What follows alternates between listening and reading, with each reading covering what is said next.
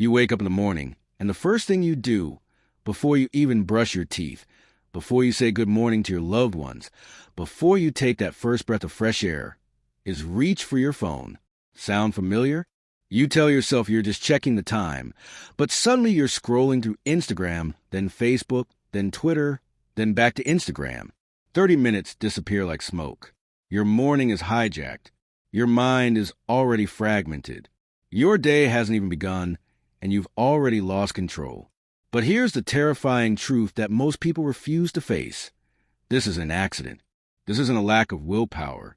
This is by design. Tech companies have spent billions of dollars studying your brain, understanding your psychology, and engineering products specifically to capture and keep your attention. They've hired teams of neuroscientists, behavioral economists, and addiction specialists, not to help you, but to hook you. Right now, as you listen to this, the average person checks their phone 96 times per day.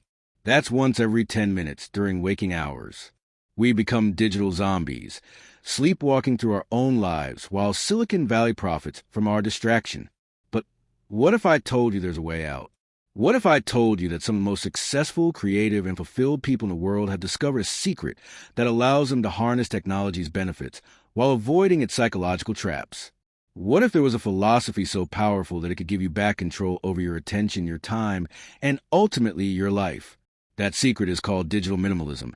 And today we're diving deep into Cal Newport's revolutionary book that's changing how millions of people interact with technology. This isn't about becoming a hermit or throwing your phone in a drawer. This is about becoming intentional, purposeful, and free in a world designed to make you addicted and anxious. By the end of this video, you'll understand exactly why your relationship with technology feels so draining, and more importantly, you'll have a clear roadmap to reclaim your digital life and unlock levels of focus, creativity, and happiness you forgot were possible. So grab your headphones, find a comfortable spot, and prepare to discover why digital minimalism might be the most important philosophy you'll ever learn. And if this content adds value to your life, hit that subscribe button and the bell icon, because we're just getting started with transforming your relationship with the digital world. Author background. Before we dive into the life-changing principles of digital minimalism, let's understand the man behind this revolutionary philosophy. Cal Newport isn't just another productivity guru spouting theories from an ivory tower. He's a computer science professor at Georgetown University, which means he understands technology from the inside out. But here's what makes Newport unique. While his colleagues were getting swept up in the social media revolution, Newport was asking different questions. Instead of, how can we build more engaging platforms? He was asking, what is all this engagement doing to human flourishing? Newport has written 6 books, including the bestsellers Deep Work and So Good They Can't Ignore You. But his most personal insight came from an unusual place. He's never had a social media account. Not Facebook, not Twitter, not Instagram. While the rest of us were slowly getting hooked, Newport was watching from the outside, studying the effects with scientific rigor. This outside perspective gave him something invaluable. Clarity. He could see what many of us couldn't, that our relationship with digital tools had become deeply problematic, and that we needed a philosophy, not just tips and tricks, to navigate this new world. Newport's approach combines cutting-edge research from psychology and neuroscience with philosophical wisdom that dates back centuries. He's not anti-technology. He's pro-human flourishing.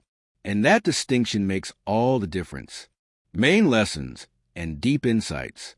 The crisis of digital overwhelm. Let's start with a question that might make you uncomfortable. When was the last time you went an entire day without checking your phone? Not because it was broken or because you forgot it somewhere, but because you consciously chose not to? If you're like most people, you can't remember. Newport reveals that we're living through what he calls digital overwhelm, a state where our technologies are not just tools we use, but forces that actively shape our thoughts, emotions, and behaviors. This isn't hyperbole. It's measurable reality. Consider Sarah, a marketing executive Newport interviewed. She realized she was checking her phone over 150 times per day. She calculated that if she spent just 30 seconds each time, which is conservative, she was losing over an hour daily to mindless phone checking. But the real cost wasn't the time, it was the cognitive residue. Each interruption left her brain in a heightened state of distraction that persisted long after she put the phone down. The neuroscience is clear. Every time you check your phone, your brain releases a small hit of dopamine. Over time, your brain begins to crave these hits, creating what Newport calls compulsive checking. You're not weak for falling into this pattern. You're human, responding exactly as evolution programmed you to respond to intermittent variable rewards. But here's the deeper insight. This constant state of stimulation is rewiring our brains in ways that make deep thinking, sustained attention, and genuine connection increasingly difficult. We're not just distracted, we're becoming fundamentally different kinds of people. The philosophy of digital minimalism. So what's the solution? Newport doesn't offer quick fixes or life hacks. Instead, he proposes a complete philosophy called digital minimalism, which he defines as a philosophy of technology use, in which you focus your online time on a small number of carefully selected and optimized activities that strongly support things you value, and then give everything else the boot. This isn't about using technology less. It's about using technology more intentionally. The difference is crucial. Think about Maria, a graphic designer who embraced digital minimalism. Before, she used 7 different social media platforms, 3 messaging apps, 2 news apps, and countless entertainment apps. She felt constantly behind, constantly stimulated, constantly anxious.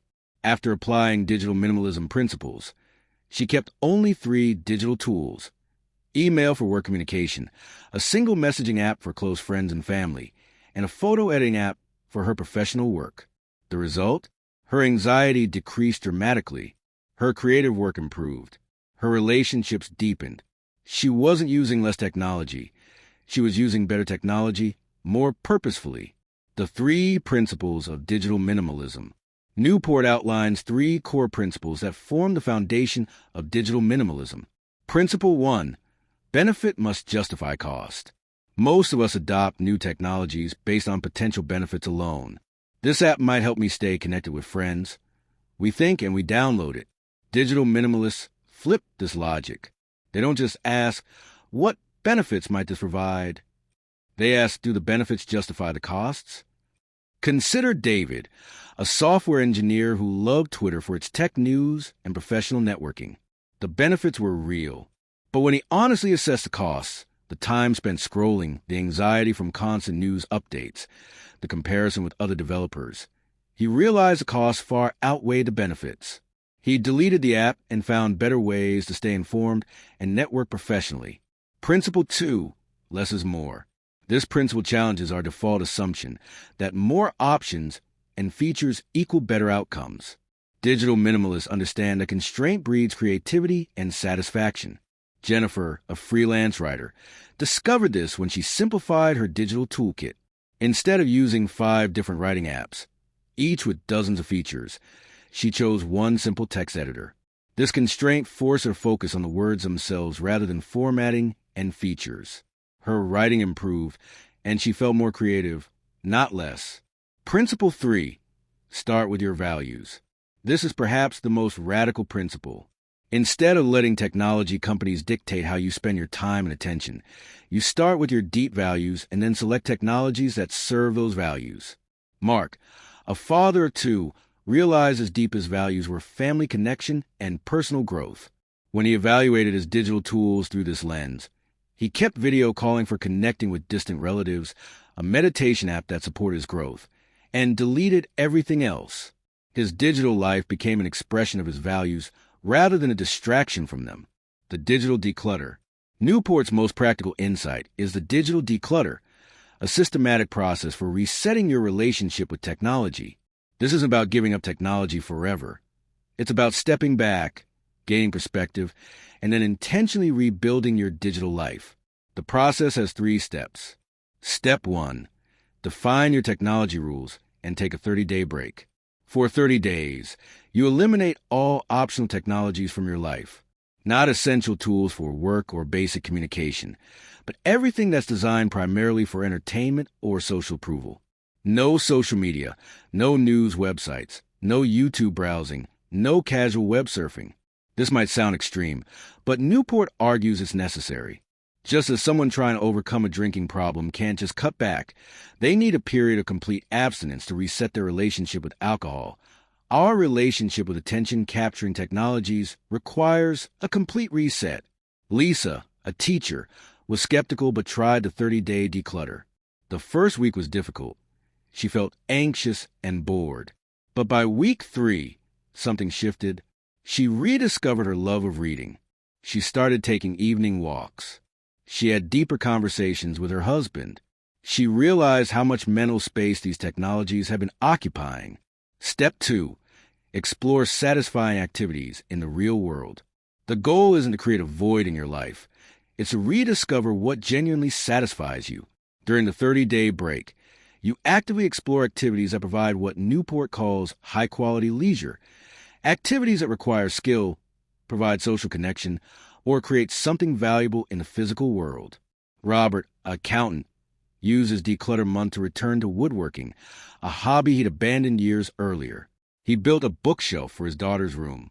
The satisfaction he felt, the tangible result of sustained attention and skill, reminded him what he'd been missing in his endless scrolling sessions. Step 3. Reintroduce technology selectively. After 30 days, you don't just go back to your old patterns. You carefully consider each technology you want to reintroduce. For each one, you must identify the value it provides and specify exactly how you'll use it to maximize this value while minimizing harm. When Lisa finished her declutter, she decided to return to Instagram, but with strict rules. She would only follow accounts related to her teaching profession, would only check it once per week on Sunday evenings, and would never use it on her phone, only on her computer at a specific time. The result? She got the professional benefits she valued, without the mindless scrolling and social comparison that had been draining her energy. The loneliness epidemic. One of Newport's most profound insights concerns what he calls our loneliness epidemic. Despite being more connected than ever, rates of loneliness, anxiety, and depression, especially among young people, have skyrocketed in the smartphone era. Newport argues this isn't coincidence. Real human connection requires what he calls high-bandwidth communication, in-person interaction where we process not just words but facial expressions, body language, tone of voice, and countless other social cues that have evolved over millions of years.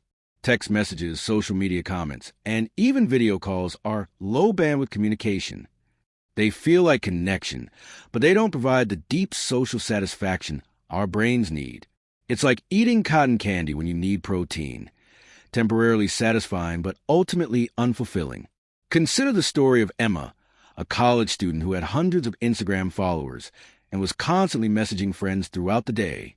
She felt socially busy but emotionally lonely. When she implemented digital minimalism principles, she dramatically reduced her digital socializing and focused on face-to-face interactions. She started having coffee with one friend per week, joined a hiking club, and had phone conversations instead of text exchanges. Her sense of loneliness diminished significantly. Reclaiming solitude. Newport introduces another crucial concept: the difference between being alone and experiencing solitude. Being alone is simply a physical state. Solitude is a mental state where you're free from input from other minds. In our hyperconnected world, true solitude has become almost extinct. We feel every moment of potential solitude, walking, waiting, commuting, with podcasts, music, texts, or calls. This isn't necessarily bad, but Newport argues that regular solitude is essential for creativity, self-understanding, and emotional regulation.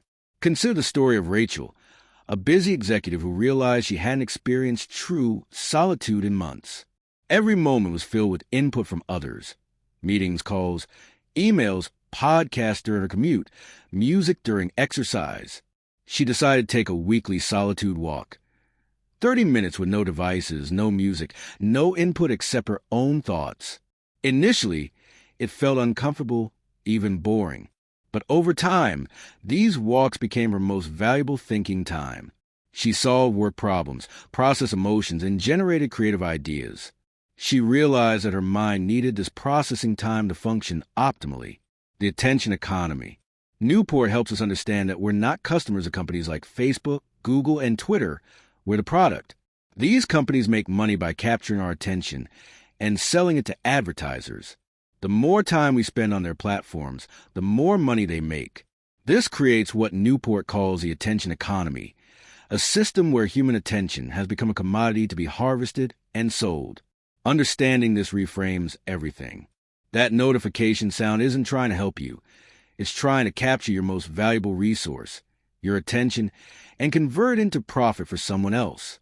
James, a marketing professional, had this realization when he calculated how much time he spent on free platforms.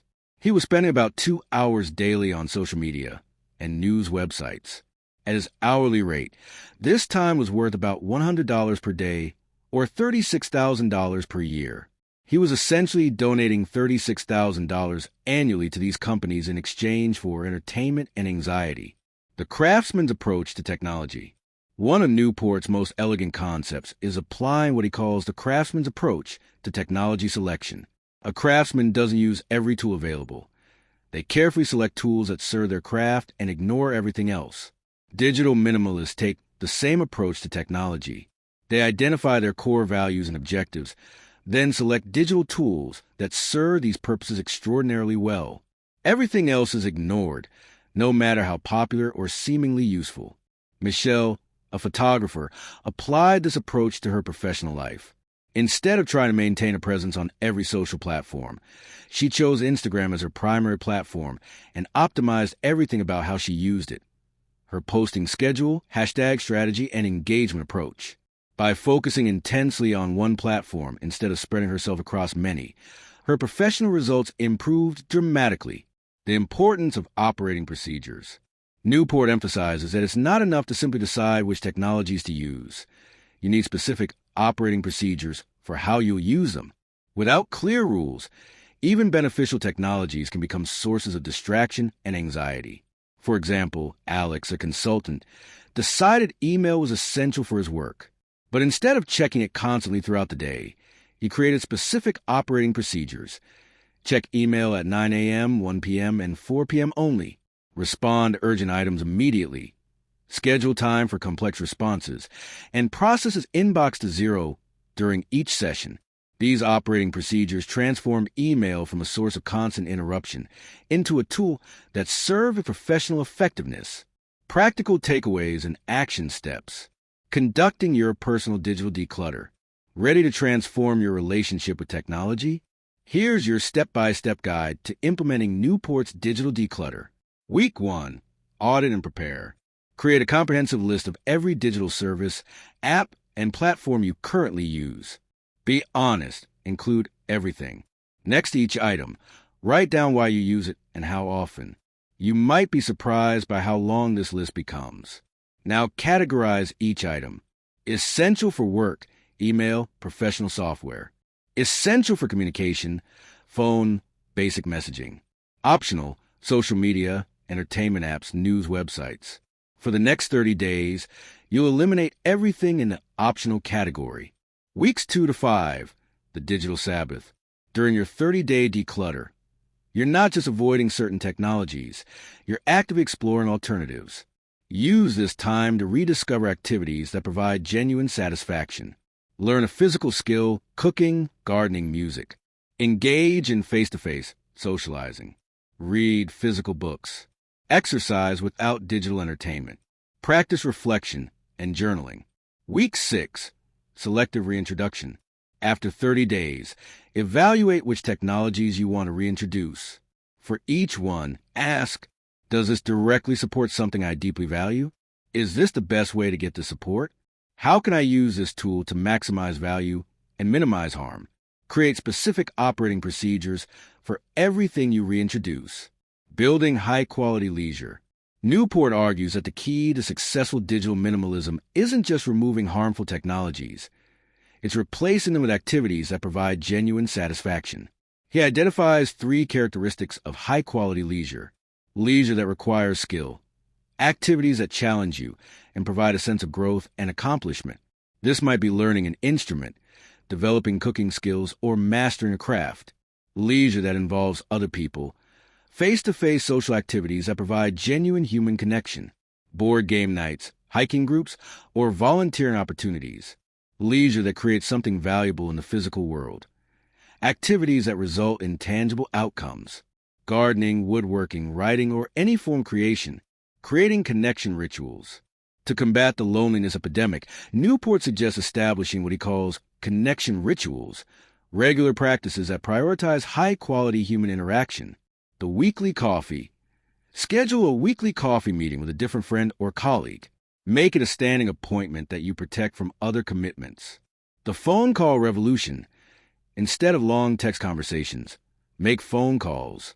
The bandwidth is higher, the connection is deeper, and the conversation often resolves in minutes what might take hours through messaging. Device-free socializing. When you're with others, put away all devices. Give the people in front of you your full attention.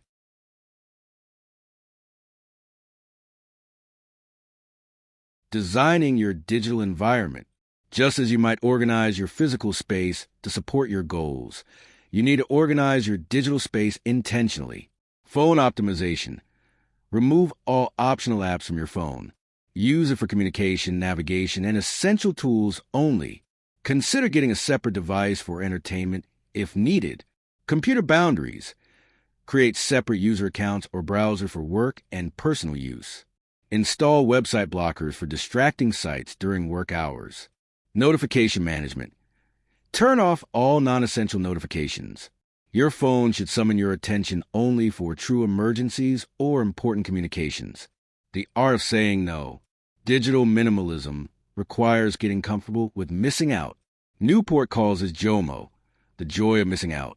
When everyone is discussing the latest viral video or social media drama, digital minimalists feel satisfaction in having used their attention more intentionally. Practice saying no to social media trends that don't align with your values. News that makes you anxious without enabling action. Digital entertainment that leaves you feeling empty. Online arguments that consume mental energy without changing minds. Creating analog alternatives. For many digital activities, there are analog alternatives that provide similar benefits with fewer downsides. Replace digital news with a single high-quality newspaper or magazine. Use physical books instead of endless article browsing. Replace social media networking with face-to-face professional events. Use paper calendars and notebooks for personal organization. The power of constraints. Counterintuitively, constraints often increase creativity and satisfaction. Digital minimalists embrace constraints as tools for focus. Time constraints. Limit recreational internet use to specific time windows. Location constraints. Only check social media on your computer, never on your phone. Purpose constraints. Before opening any app or website, state your specific purpose. Building deep work capability. Newport's concept of deep work, sustained, focused attention on cognitively demanding tasks, is the antidote to digital distraction. To build this capability, start small. Begin with 25-minute focused work sessions with no digital distractions. Create rituals. Develop consistent routines that signal to your brain it's time for deep focus. Track progress. Keep a log of your deep work sessions to build momentum and accountability. Character examples and stories. The executive's transformation. Sarah's story. Sarah was a senior marketing executive at a Fortune 500 company. Successful by any external measure, she felt constantly overwhelmed and anxious. Her day started at 5:30 a.m. with email and ended near midnight with social media scrolling. She was always on, always reachable, always stimulated. The breaking point came during her daughter's school play. Sarah realized she had spent most of the performance checking her phone, missing her daughter's big moment.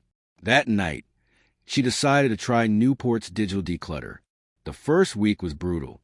She felt phantom phone buzzes, reached for her device dozens of times per day, and experienced what she described as digital anxiety. But she pushed through. By week 3, something shifted. She started reading physical books again, something she hadn't done in years.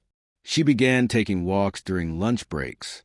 She had longer, deeper conversations with her family at dinner. After the 30-day period, Sarah carefully reintroduced technology.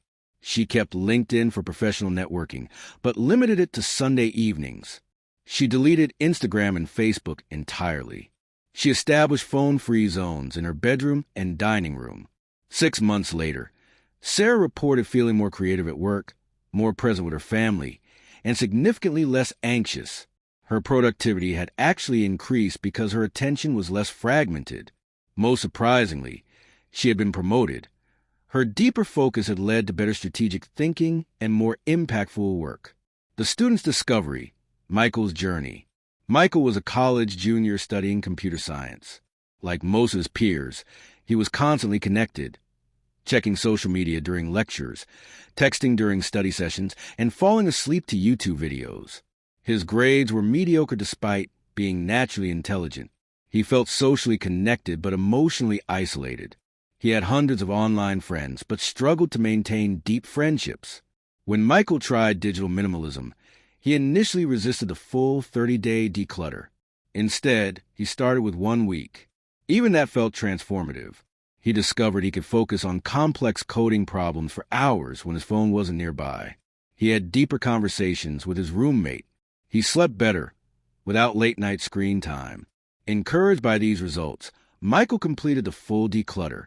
During this period, he joined a hiking club, started learning guitar, and began having regular coffee meetings with classmates instead of just exchanging messages.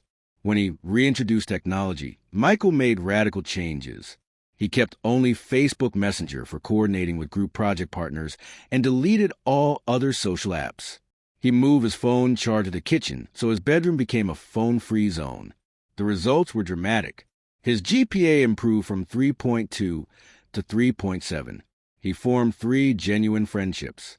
He completed a personal coding project that led to an internship offer.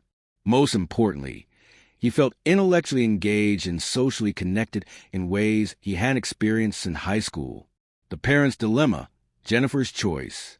Jennifer was a working mother of 2 teenagers. She felt caught between wanting to stay connected with her kids and concerned about their family's collective relationship with technology. Everyone in the family was constantly on devices. Dinners were eaten in silence while everyone checked their phones. Car rides were spent on individual screens. Even family movie nights involved everyone simultaneously scrolling while the movie played. Jennifer decided to try a family approach to digital minimalism. She proposed a digital sunset policy, all devices away after 8 p.m. on weekdays. The initial resistance was intense. Her teenagers complained about missing social connections. Her husband worried about missing work emails. But Jennifer persisted, modeling the behavior she wanted to see. During digital sunset hours, she read books, did puzzles, and initiated conversations. Gradually, her family began to adapt.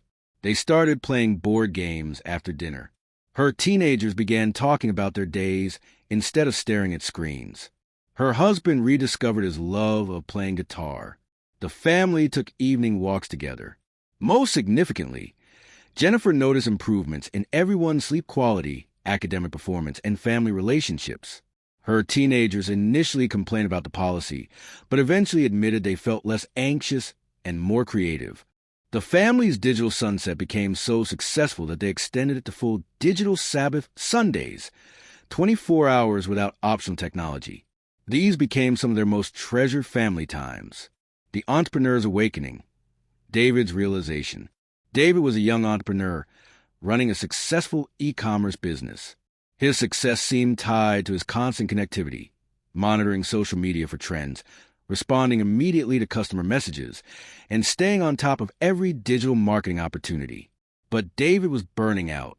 He worked 18-hour days, felt constant anxiety about missing opportunities, and struggled to maintain relationships outside of work. His business was successful, but his life felt out of control. Initially, David resisted digital minimalism, believing that reducing his connectivity would hurt his business.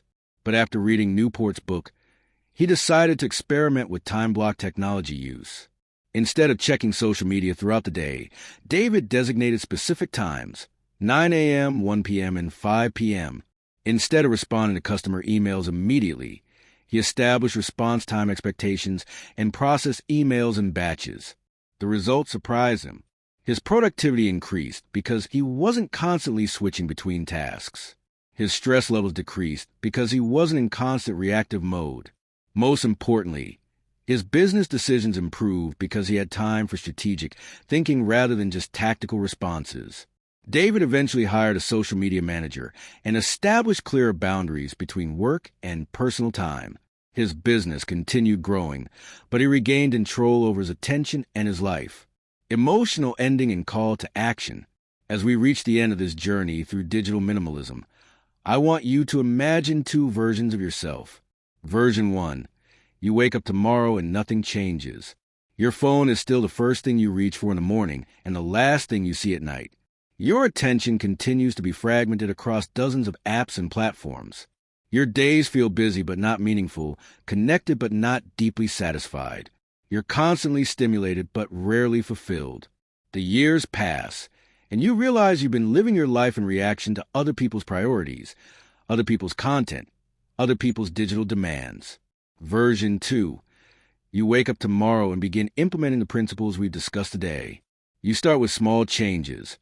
Maybe put your phone in another room at night, or taking a walk without podcasts or music. You gradually reclaim your attention, your solitude, your ability to think deeply and connect authentically.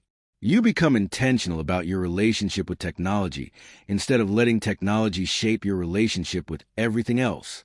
6 months from now, which version of yourself do you want to be living as? The truth is, every moment you delay making these changes is a moment of your irreplaceable life that you're surrendering to forces that don't have your best interests at heart. Your attention is not just your most valuable resource. It's a foundation of everything you care about. Your relationships, your creativity, your ability to contribute meaningfully to the world.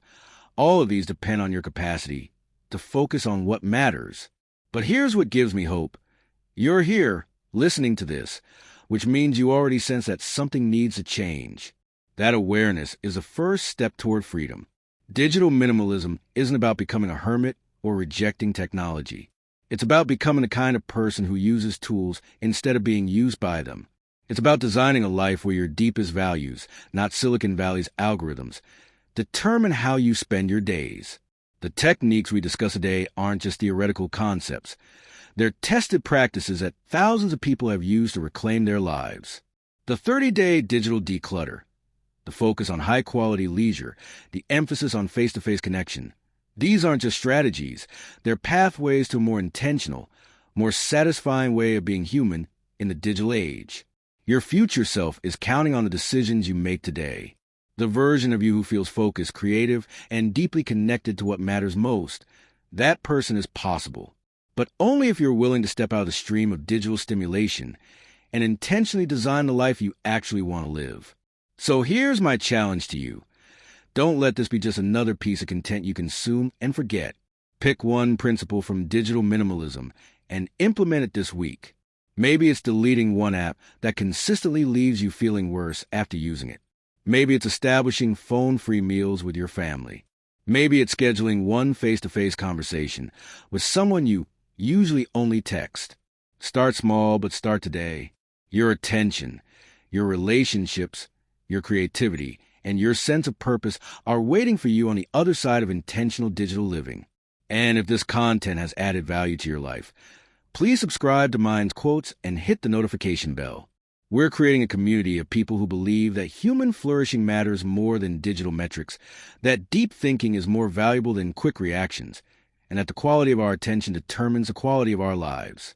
Your most focused, creative, and connected self is not just possible. It's waiting for you to claim it. The only question is, are you ready to begin? The choice is yours. The time is now. Your intentional digital life starts today. Thank you for joining me on this journey through digital minimalism. Remember, in a world of infinite distractions, your attention is your superpower. Use it wisely.